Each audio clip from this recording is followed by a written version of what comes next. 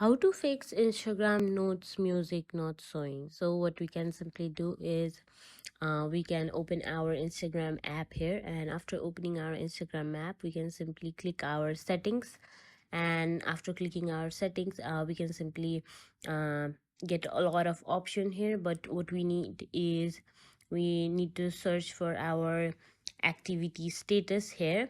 So here I am searching for my activity status, and here we have to make sure that our activity status is turned on in rather to see notes music if it is not showing.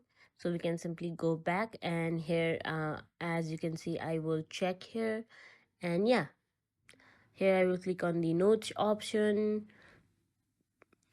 and here we can see everybody notes are available. I'll simply click on the notes option here, and now you can see music option available here.